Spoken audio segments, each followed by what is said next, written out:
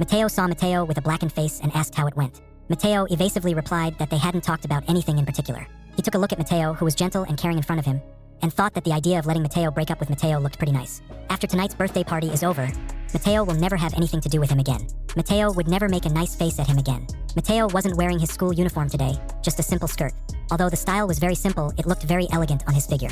When Mateo entered the room, Mateo was poring over the menu. Suddenly hearing a voice, Mateo raised his head and looked at Mateo. Mateo smiled and asked how long he had been waiting. Mateo replied that he had also just arrived. Mateo watched Mateo. Mateo was wearing a t-shirt today, and he looked pretty sunny and attractive, just a little thinner. Mateo naturally sat next to Mateo. Mateo did not expect Mateo to be so close to him and felt a slight discomfort because there were many seats and Mateo could have sat in another place. At that moment, Mateo did not notice Mateo's discomfort and asked if he had already placed an order. Mateo replied that he hadn't looked at it yet.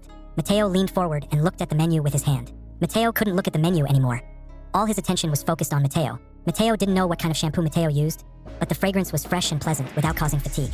Mateo wanted to eat something with a rich flavor, something that would remind him that he was still alive. The days when he couldn't eat enough, couldn't dress warmly, and the painful nights with poor sleep turned into torture for him. Even now, reborn, he sometimes dreamed that he was returning to his previous life. Mateo preferred spicy food. He carefully picked up the watermelon juice and took a sip. Mateo asked if he liked something spicy. Mateo answered in the affirmative, raised his head and looked at Mateo. Mateo said that he also liked spicy and very kindly. Mateo picked up the chopsticks and put some dishes on his plate. The waiter was ready.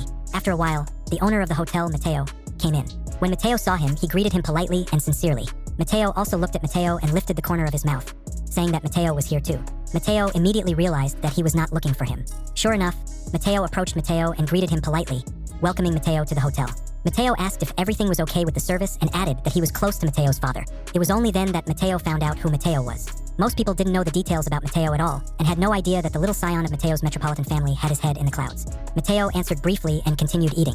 He was very indifferent. Mateo thought Mateo was a passionate person, but when he saw it this time, he realized that Mateo doesn't like talking to others. Mateo stood nearby for a while and personally poured water for Mateo, but he didn't say anything. The feeling that strangers did not come close to each other spread almost throughout the box. Mateo was about to apologize and leave, wishing him a pleasant meal, but Mateo stopped him. Mateo heard the voice and stopped, then turned back again. Mateo asked what else Mateo needed and laughed enthusiastically. He looked like a very warm-hearted man, so Mateo always had a good impression of him. Mateo recalled that if his memory was correct, 3 days later, a fire suddenly broke out in the hotel where Mateo's birthday was being celebrated. The reason was that no fire extinguishing measures were taken in the kitchen. After the fire broke out, it turned out that the fire extinguisher had become unusable altogether. The fire even caused human casualties. That is why the hotel, which was originally the best in the city, was devastated after this incident. Mateo heard that Mateo got sick as a result of this incident. Mateo looked at Mateo and asked if the hotel had any problems with fire protection. Seeing Mateo suddenly ask about this, Mateo looked at him a little unexpectedly and wondered why Mateo was suddenly worried about this. Mateo said he just thinks it's better to have someone check it out, especially the kitchen set. Mateo assured that the fire extinguishing system at the hotel is perfect and there will never be any problems there. They are responsible to the guests. Mateo looked at him calmly and asked Mateo to check it personally. Seeing such persistence, Mateo's face showed slight displeasure. He looked at Mateo intently and asked him what he meant and if he believed Mateo's words. Mateo reminded that he and Mateo's father are good friends, that Mateo's father knows Mateo's character very well, and that Mateo is very conscientious about running a business. Such doubts about Mateo's character were inappropriate because Mateo is about the same age as Mateo's son, and in Mateo's eyes, he is just a child. But then Mateo intervened and said that since Mateo said so, we might as well take a look. When Mateo entered, Mateo never spoke to him again. No matter what Mateo asked, Mateo always answered briefly with 1 or 2 phrases. But that's exactly what Mateo said at the moment. Mateo made a nice face at Mateo and now he's gone. Mateo was very calm, and besides, his position here mattered. Although Mateo was actually almost the same age as Mateo, what Mateo said seemed more convincing. After Mateo left, Mateo couldn't help but look at Mateo in surprise, asking why he was helping him. Mateo just made this request because he really knew a lot. However, from Mateo's point of view, he shouldn't have known anything about it. Mateo heard what Mateo said and replied that since Mateo had spoken out, Mateo shouldn't have helped. Wasn't Mateo afraid that Mateo was talking nonsense? Mateo asked what it mattered. Even if Mateo makes a joke, it won't be a big problem, you just need to let Mateo run. Mateo seemed completely calm when he talked about these things. But Mateo watched Mateo and felt an incomparable warmth in his heart, a feeling of deep trust. Mateo remembered the moment when he was diagnosed. No one wanted to believe that Mateo was a victim. Everyone said that Mateo was loafing on the street. If Mateo had really been messing around, he would have found out and admitted it. Everyone blamed Mateo. Everyone was disgusted with him. Even Mateo began to hate himself. But Mateo did not expect that Mateo would intentionally allow people to give him needles used by patients. Mateo wanted to use this as an excuse not to marry Mateo. Only the one who framed Mateo knew how unfairly Mateo was treated. Mateo had a long dinner with Mateo. After the meal, Mateo did not go to the restaurant, but stayed for dessert. Mateo also brought his homework and, by the way, wrote the assignments. Mateo also came over and, by the way, talked to Mateo about this topic. The two of them stayed up until nightfall. Mateo's birthday party is over. When the guests were ready to leave, everyone stayed behind because Mateo hadn't paid. Mateo called Mateo. The first time, Mateo didn't answer. Mateo sat on the sidelines and watched Mateo. Mateo didn't pick up the phone. He knew who was calling and he didn't care. Until Mateo made 2 more calls. Mateo just picked up the phone. Mateo's voice on the phone was full of anger, and the angrier Mateo got, the happier Mateo felt. Although Mateo didn't want to interact with Mateo anymore, the revenge from his past life still had to be avenged. Otherwise, Mateo wouldn't be able to swallow this sigh. Mateo lifted the corner of his mouth and asked Mateo what was wrong with making such a big bonfire and coming over to buy the order himself. Mateo lowered his voice, asking him not to get into trouble. Initially, Mateo wanted to wait for the end of the birthday party, and after leaving, he would no longer communicate with Mateo. But Mateo didn't expect Mateo to be waiting for him here. Now Mateo had no money to pay, and everyone was left behind, waiting for Mateo. Mateo said it was weird. He didn't go to Mateo's birthday party, so why did Mateo let Mateo pay? Why doesn't Mateo let his classmates talk to Mateo and get together to give the money? They still treat Mateo well, and the relationship is also very good. Mateo often invited them to dinner. Mateo used to give Mateo over $100,000 a month for pocket money. Mateo took it confidently, thinking that he deserved all the money. Mateo was very generous and invited everyone to dinner from time to time. Everyone thought Mateo was a lot of money, and they wanted to get closer to him. But Mateo was using Mateo's money. Mateo asked why on earth Mateo wanted Mateo to come and buy the order. Mateo said that if someone is begging, then at least they should be begging. What would Mateo say to that? On the phone, Mateo heard Mateo exhale unconvincingly. Mateo no longer licked Mateo unconditionally like before, and of course Mateo was angry. Mateo lifted the corner of his mouth and said he didn't want to. Forget it. Mateo hung up the phone. Mateo gritted his teeth, holding the phone in his hand. Now they were being stopped by the hotel staff, and it was impossible to leave at all. Mateo hung up the phone and got up, then told Mateo he would be out for a while. All the way to the auditorium, Mateo saw that all the students attending the birthday party were inside. They were still there, and they all stared at Mateo for a long time. The atmosphere instantly became very awkward. There was no way to leave or stay. Mateo could only stay here helplessly, facing everyone's gaze. Just as Mateo appeared, the manager came over and politely called Mateo. Mateo looked at the people in the circle. The people dressed up one after the other were really beautiful, like flowers. During the day, they looked down on Mateo, but this time they weren't so arrogant. After all, there's nothing worse than being stuck here and not being able to get the money. It's even more embarrassing. Mateo said with a smile that there was something wrong with everyone. Wasn't this Mateo's birthday party? Mateo didn't look very happy. Mateo deliberately looked at Mateo. Mateo's expression was more gloomy than anyone else's. Mateo stepped aside, not knowing what was the matter. The manager explained that Mateo hadn't paid and asked them to buy the order. Mateo was calm and sincere, saying that that was it. There was no need to do something grand like this. They are all Mateo's classmates, and Mateo will pay for today's order. When Mateo finished speaking, he handed over his business card. The manager took the card and swiped it. The expressions of the other people looking at Mateo became more complex. Mateo was celebrating his birthday, but he asked Mateo to come and pay the bill. What's happening? Can't Mateo pay for it himself? Mateo felt his face flush. Mateo looked at Mateo. No wonder Mateo got here so easily. It turned out that Mateo's goal was to embarrass Mateo and let everyone know that Mateo was a poor ghost relying on Mateo's money. Obviously, Mateo took the money to pay for something and took care of it himself. But now it has become public knowledge. You need to swipe your card in front of everyone. This man is really crazy. After a while, the manager finished swiping the credit card and handed Mateo the card and the bill. Mateo looked at the bill and deliberately said the above figure, $860,000. Mateo said to Mateo, "Happy birthday to you, your birthday this year. I'll buy this order for you, but there won't be a next time." When Mateo finished speaking, he looked at Mateo. Mateo was standing next to him, and his face began to turn gray. How are things going? Mateo gave the money to Mateo. Isn't Mateo the scion of a wealthy family? The picture in front of everyone was too stunning. Mateo stood up and told Mateo that he was bullying. Mateo will have Mateo's money if Mateo takes it with him. Mateo is just the child of a domestic worker. What can Mateo be proud of? Mateo's money is kept by the servant. Mateo looked at Mateo and smiled gently. Since Mateo said that Mateo is the son of a servant from Mateo's family, Mateo will tell you now. Mateo's father is not Mateo's servant, but Mateo's driver. That day, at the door of the school, Mateo dropped Mateo, loaded Mateo in Mateo, and drove away. Now Mateo has been expelled. If Mateo doesn't believe it, you can ask Mateo. After saying that, Mateo looked at Mateo and asked what Mateo would say to that. Mateo stared at Mateo. There was no reconciliation in Mateo's eyes. To grow up so big, and no matter how poor Mateo was, he had never been humiliated like this before. Everyone was watching Mateo's jokes now, but this time Mateo couldn't say anything. In the end, Mateo will most likely return the money and then leave Mateo here. Mateo ignored Mateo, turned around and left. Mateo witnessed all this and followed the exit. The scene unfolding in front of Mateo was indeed unbearable, but Mateo couldn't help but leave. But Mateo never expected that Mateo would turn out to be the driver's offspring. So why did Mateo pretend to be the scion of a wealthy family before?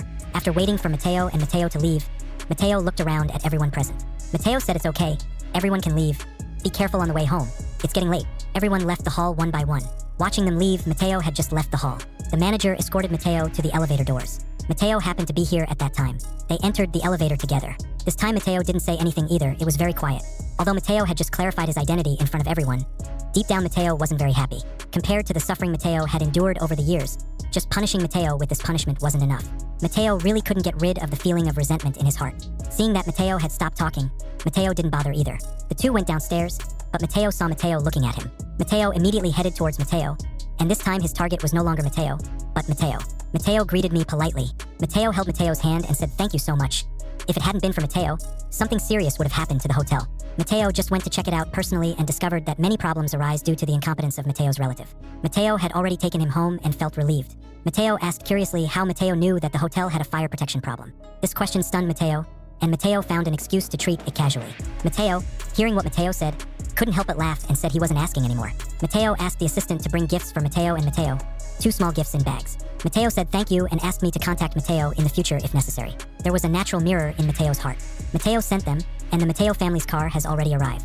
Mateo sat in the car and looked out the window. There weren't many pedestrians on the road at the moment, but there were a lot of cars. There was a small traffic jam on the road. Do you remember when Mateo was with Mateo, there were a lot of words. This time it was exceptionally quiet, and there was no noise in Mateo either. Mateo just remembered that he was able to predict that the hotel had a fire protection problem. It goes without saying that Mateo shouldn't know any more about the hotel than Mateo does. As for what Mateo was listening to, Mateo was also listening. Today is Mateo's birthday, and Mateo didn't accompany Mateo, but Mateo was with Mateo all the time. Forget it. After all, Mateo was so embarrassed. Mateo really wanted to completely disappear from Mateo. Then what is the reason for the lost look that Mateo was showing now? In fact, Mateo was sad only for a while, but he wasn't sad anymore, because Mateo knew that now he was reborn and he could still start over. As long as Mateo doesn't make mistakes like in his previous life, it's still not too late for many things. So soon Mateo felt sleepy. Lately, Mateo had seriously started going to school every day, and it really made him feel very tired. Mateo feels like he can't wake up. It would already be soporific, and after a while Mateo leaned over Mateo and fell asleep, leaning against him. In the blink of an eye, Mateo didn't dare to move. When they got to Mateo's house, Mateo's hands were already a little white.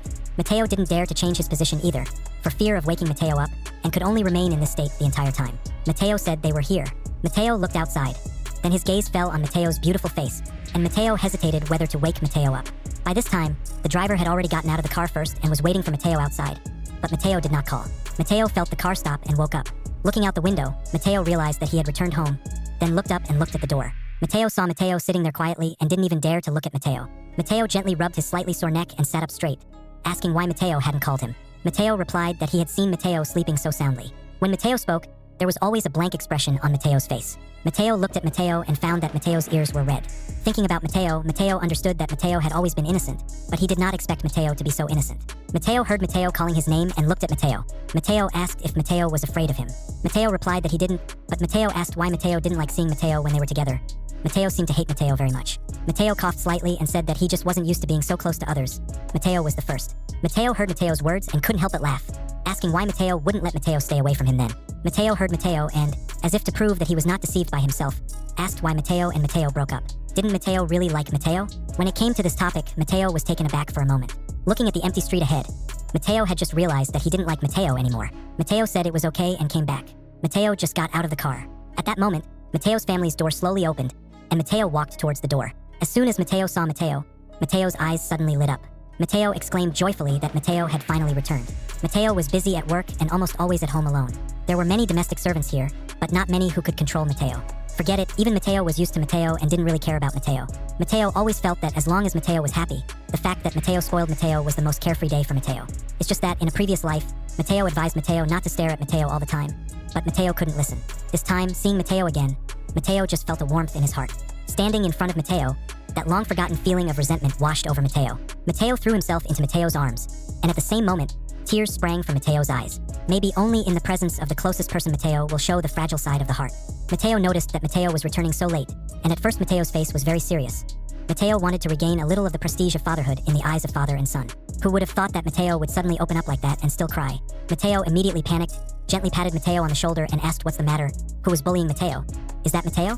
Mateo had heard that Mateo had expelled both Mateo and Mateo. Mateo said that he had nothing to hold Mateo for, and that he just missed Mateo. Stupid Mateo usually has to make 2 more calls with Mateo, but Mateo still thought it was annoying. It's Mateo's family's car, and Mateo only turned his head after Mateo mentioned it. Mateo saw the Mateo family's car parked at the entrance. Mateo was already out of the car. Mateo's eyes turned red, and when he saw Mateo, Mateo felt a little embarrassed. Mateo told Mateo that Mateo had sent Mateo back and that they had dinner somewhere in the evening.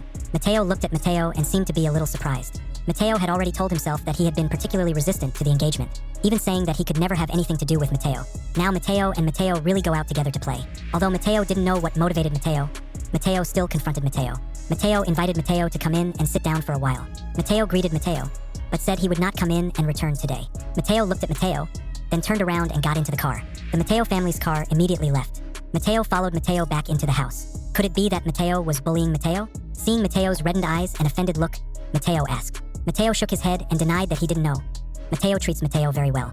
Mateo was sitting on the couch and saw that Mateo was looking at him all the time. It's just that Mateo was still very young, and of course Mateo wasn't old when he left later. It's just that Mateo always remembered that Mateo seemed very old when he left. Mateo had asked this question repeatedly for a long time and was relieved to see that Mateo wasn't bullying Mateo. Mateo had just gotten up on Sunday morning and heard Mateo telling himself that Mateo was here. The scene from last night came to mind, and Mateo were completely exhausted. Mateo also had to understand that Mateo wouldn't be able to get used to Mateo anymore. Mateo didn't expect Mateo to come. Mateo went downstairs and discovered that Mateo wasn't the only one who came, and neither was Mateo. Mateo sat on the sofa and told Mateo that Mateo and their family was ignorant and that Mateo had already scolded Mateo. Mateo will never bully Mateo again. Mateo frowned. Mateo also mentioned Mateo's name. Mateo had long considered Mateo and Mateo unsatisfactory. If it weren't for the fear that Mateo would break off the relationship with himself, Mateo wouldn't tolerate Mateo at all. Mateo realized that he had said something he shouldn't have and quickly apologized. Mateo is Mateo. When Mateo saw Mateo coming down from the top floor, Mateo quickly looked away at Mateo and said good morning. Mateo specifically brought Mateo here today so that Mateo would plead guilty in front of Mateo. Mateo turned his head to look at Mateo and saw Mateo sitting there with a gloomy face. Quiet. Mateo didn't think Mateo was here to plead guilty, because there was reluctance written all over Mateo's face. Obviously, Mateo still hated what happened last night. How could Mateo plead guilty to himself? Mateo told Mateo that Mateo had not offended Mateo in any way and there was no need to beg Mateo. But Mateo heard that Mateo fired Mateo. When Mateo was expelled from school, Mateo himself wasn't that worried. After all, Mateo's monthly salary wasn't that much, and every day Mateo left early and returned late. But Mateo was completely different. Mateo just helped Mateo come up with lessons and could get a lot of money. Maybe in the future, Mateo's entire family will belong to Mateo. They're already in trouble now, and how could Mateo agree to let Mateo come to Mateo for lessons? Mateo's grades had been getting worse and worse over the past few years, and Mateo also felt like he wasn't up to the job. Mateo is so stupid that Mateo can't pass it on to Mateo. So Mateo had to satisfy Mateo's wishes and fire Mateo. In fact, there was no conflict between Mateo, and Mateo also did not apologize for making people unhappy. There's no need for that. Mateo glanced sideways at Mateo and saw when Mateo was saying this. His expression was extremely calm. Mateo should have been with Mateo earlier and let Mateo teach Mateo lessons. Mateo couldn't help himself and could only promise Mateo. Now Mateo has really fired Mateo. Mateo was a little surprised and also a little touched. Mateo had already become an adult. Mateo said he wanted to go to class and needed to eat too. Mateo asked someone to escort Mateo and Mateo out. After dinner, Mateo left the house. The driver was waiting in the courtyard, and Mateo got into the car. The car drove away from Mateo's house. Mateo saw that Mateo was still standing in the doorway, and Mateo was also different from the gentle-looking one who had just been in the house. Mateo raised his hand and punched Mateo right in the face. Mateo knew Mateo's life. Mateo was such a gambler. Mateo couldn't stand it, left Mateo and ran away. Mateo has been living with Mateo all these years. The money for studying was borrowed from relatives. Later, Mateo matured a bit and just came up with a way himself. In this case, Mateo could still